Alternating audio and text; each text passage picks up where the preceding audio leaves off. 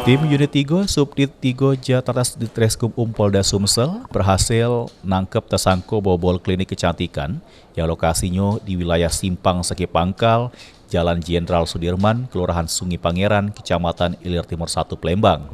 Tersangka bernama Rizky Chandra, warga Tanggo Buntung, Jalan Pangeran Sidoing Lautan, Lorong Kedukan 2, Kecamatan Ilir Barat 2.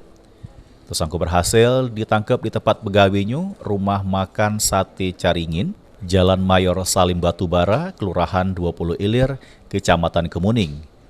Dari tangan tersangka berhasil ngaman ke barang bukti motor metik warna hitam dengan nomor polisi BG 5903 ACF sama duit Rp1.000.000.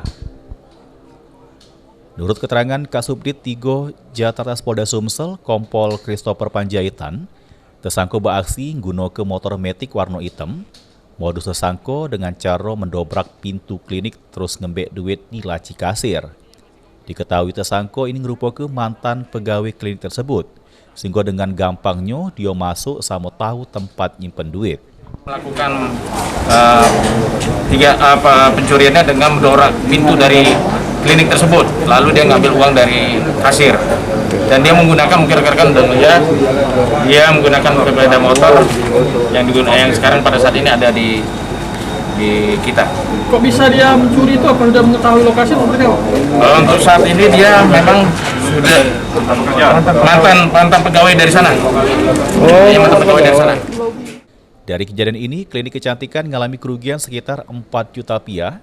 Mak ini tersangka kena pasal 363 KUHP dengan ancaman hukuman di pojok 5 tahun penjara. Mulyadi, PAL TV.